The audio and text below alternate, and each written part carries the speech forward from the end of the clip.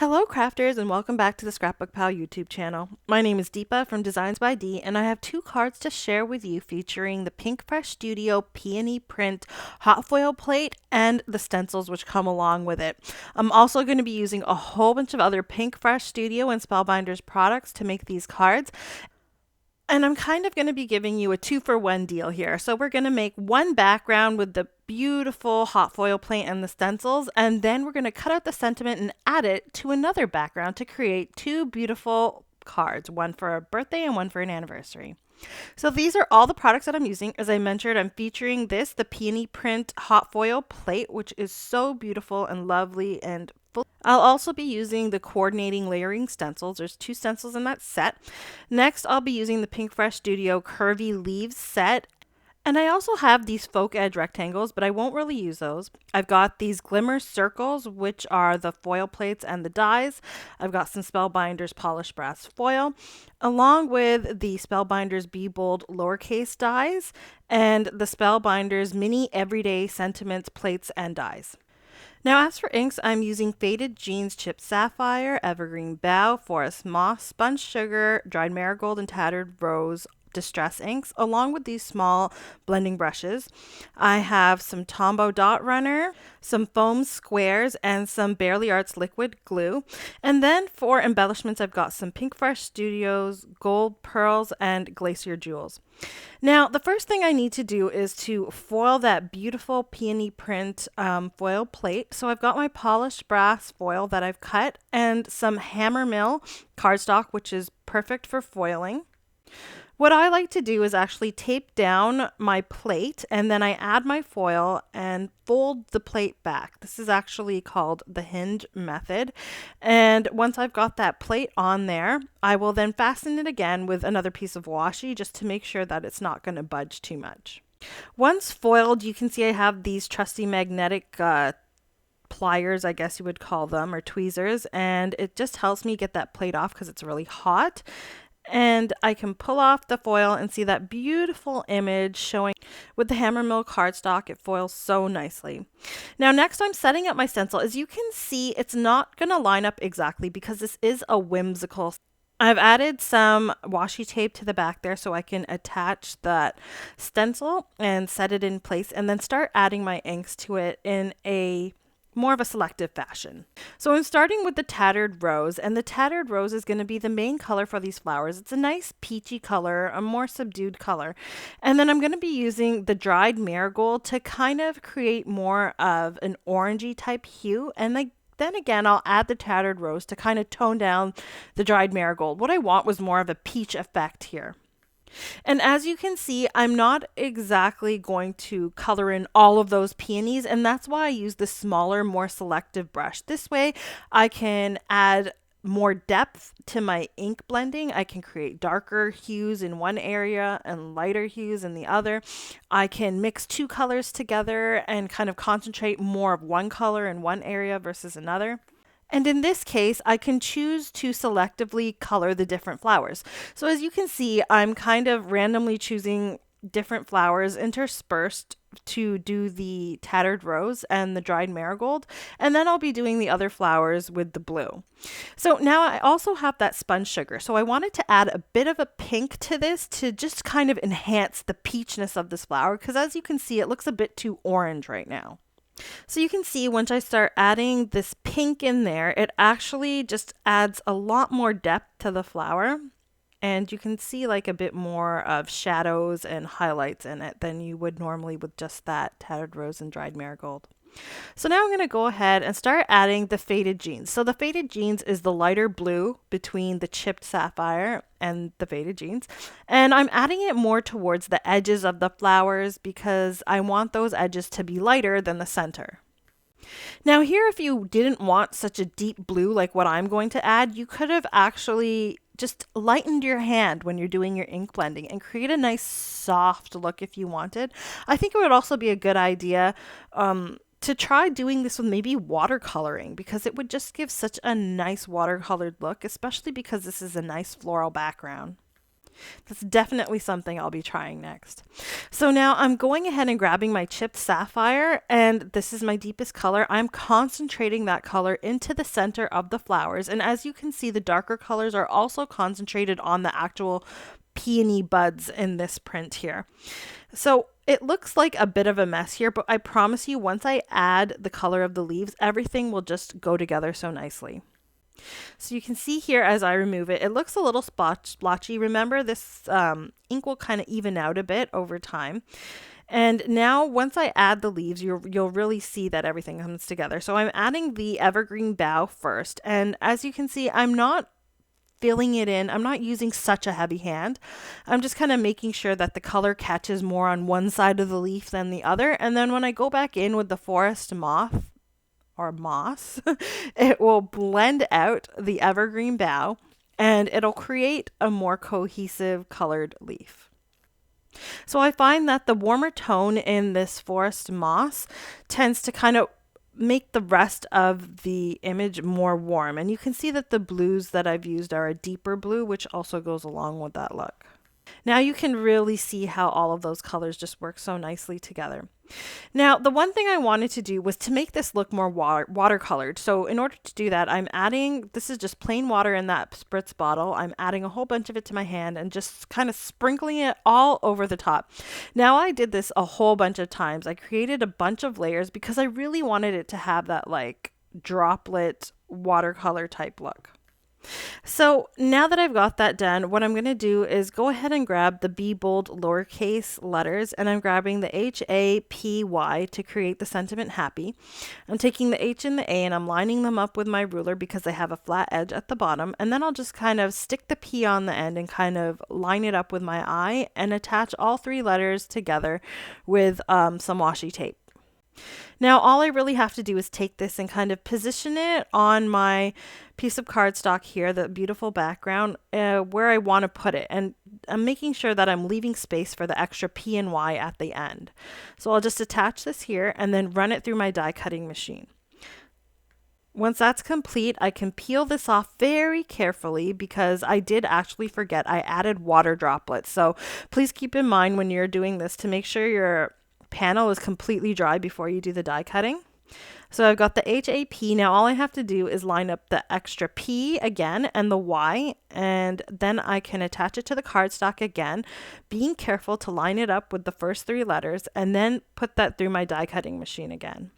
So you can see the happy is clearly cut out and I have those letters here. Now I'm going to save these letters for a second card. But for this card, I'm actually going to cut out the same letters, happy, from some white cardstock. And then after I've cut it out from the white, I will also cut it out twice from some Sizzix Opulent Gold Mirror cardstock. So the Gold Mirror cardstock is really nice because what it's going to do is kind of highlight the letters that you already have and just make them stand out a little bit more on your background. So once I've got that nice and done, I've got all my letters here. I'm just going to use my Barely Arts glue and attach those white letters to the mirror letters. And you can see just that little hint of the mirror cardstock sticking out from behind really highlights the letters and makes them stand out. So I love doing this, especially when I am trying to highlight a sentiment, especially on a busy background like the one that I am going to be using. And likewise, I will do the exact same thing to attach those letters that were cut out from the background onto these gold mirror pieces as well. It really doesn't take too much extra time, and it makes such a difference in the final product that you get. Now, I haven't done it here, but I do also have a habit of using those mirror cardstocks behind small die cuts. So if, say, you have a busy background and you have small die cuts, you could use this technique there as well. So for the actual sub-sentiments, I've got this mini everyday sentiment set, and I'm going to be using the happy birthday and the happy anniversary just because they both go with my main sentiment that I've cut out, happy. So I'm just going to get those down on some more Hammermill cardstock with the polished brass foil and foil those. Once those are done, now the set is really nice. It has two different sizes of banners along with one like flat-ended banner. So I'm going to use the two different sizes to cut out the happy birthday and the happy anniversary. And then once I've done that, I'm going to cut out two more banners of each size from the mirror cardstock as well. And I'm going to do the same thing I did with the letters, is attach that mirror cardstock behind the actual sub-sentiment banner. When doing this, I really find that having that little hint of that shine, it really makes a huge difference. So now that I have all of those cut out, I'm just going to basically attach the mirror cardstock behind the sentiment in an offset fashion in the exact same way I did the letters.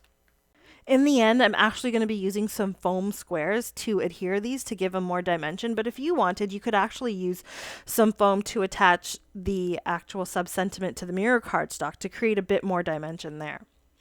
Now I've also got the Pinkfresh Studio Curvy leaves. I'm using these as a bit of an accent just to add a little bit more to the card. I'm cutting them out of some clear vellum, and then again I'm going to cut them out of the mirror cardstock. So I'm going to create some layers here by adding this around the sentiments on my cards. So there's actually 3 sets of leaves in the set, and I think I cut them out once from the vellum and once from the mirror cardstock. So now I'm going to take some strong adhesive, mainly because we added water to this panel, so it's a bit warped. And then I'm going to take some of my Tombow dot runner to just make sure I get some adhesive in between those little letters. And I will attach this to a white card base. Now I will mention that my card bases today are actually just a 1/4 of an inch larger than an A2 size card base. So it's actually 4.5 by 5 3/4. And I simply did this to accommodate that beautiful background. I really wanted all of it on there. So now for my letters, I am adding them on, but I'm adding them with these small foam squares. And in order to make sure that the foam squares don't show through the letters, I've had to cut the foam squares in half and then fit them in the larger portions of the letter in order to attach them. And that's what I did for all 5 letters here. So that also creates a little bit of dimension. And also it gives you a bit of play. So if you didn't line up your letters perfectly, when you do attach them here, make sure you line them up perfectly, and that way you won't even notice any errors. So now I've attached that happy birthday sentiment strip, and I will also add all of these cute little curvy leaves around the happy sentiment and the sub sentiment. So what I like to do is kind of layer the mirror cardstock on top of the vellum, and this just helps that vellum create more of a shadow effect. Now you will notice I'm not using all of those curvy leaf branches as a whole. I am kind of cutting some pieces off and cutting them down, and this it helps me stretch my die cuts so that I don't have to cut too many pieces, and it also helps me fit it all on the card in a nice way so that it's not hanging off the edge too much. So once I've got all of those leaves in where I want them, I'm going to take some of these Pinkfresh Studio Gold Metallic Pearls, and I'm just going to add a few of them in and around. I don't have to add too many because, like I said, I have a lot going on with this beautiful background. I'm just going to add a few here and there for accents, and if you know me, you know I sometimes get carried away by embellishments, but for this one, you definitely don't want too many.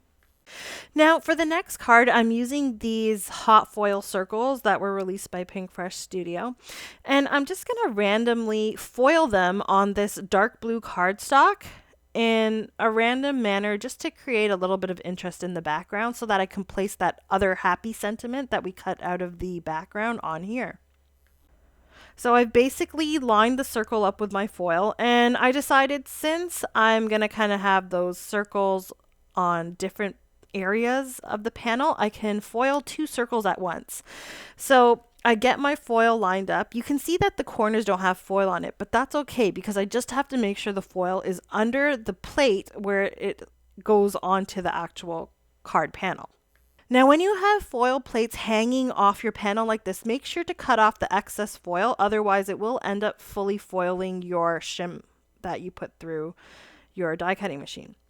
Now I'm not wasting any foil here. I'm taking those circles that I already foiled and I'm going to use them to foil a couple more circles on here. So I'll go ahead and line up this first circle. Now the main thing I want to mention here is when you're adding your tape to adhere them here to make sure they don't move, make sure that it's not going over top of the last foiled circle. Otherwise it might take up some of that foil. And as you can see, the result is just stunning. So I'm going to go ahead and attach this to my card base. Again, this is 5 3/4 by 4.5 inches, so it's a little larger than an A2 card size. So if you want an envelope for this, all you pretty much have to do is make a custom envelope, which is not too hard to do, especially if you have one of those envelope makers, or you could just use an A7 sized envelope. So just like I did on the last card, I'm using the same method to cut those foam squares and add them to the back of the letters, and I've attached them here. I didn't show the whole process because I pretty much went through it with the first card. Now I'm adding foam squares to the back of the sub-sentiment banner, but I'm not going to attach it yet. I'm going to just put it to the side, and before I attach it, I'm going to add all of those beautiful curvy leaves around the happy sentiment first. So just like the first card, I'm layering those curvy leaves so that the vellum is kind of at the bottom, creating that beautiful shadow. And then you've got the mirror cardstock on top, creating the shine, which goes well with those circles that we foiled on the background. So now the moment of truth, we will add that beautiful sub-sentiment on top of those leaves, and it looks stunning. So to finish this off, I'm going to use some of those Glacier Jewels from Pinkfresh Studio. Now here I went a little hog wild and added a bunch of them just because I have a lot of gold and blue going on. So I wanted to kind of break that up with these white AB colored jewels, and that also ties in the white from the vellum. So it really just brings the whole card together. And I'll just attach the last jewel there. Sorry, my head got in the way. But those are the final cards for today. So as you can see, we got 2 cards out of 1 background and just making a supplementary second background for the second card. I hope you've all enjoyed this tutorial and that you were inspired to use these products to create some cards of your own. The featured foil plate and stencils are available in the ScrapbookPal store, and all links have been linked in the description. Please don't forget to subscribe to the ScrapbookPal YouTube channel and hit that notification bell to be notified of future tutorials. I hope you all have a great day, and I'll see you all again next time. Bye!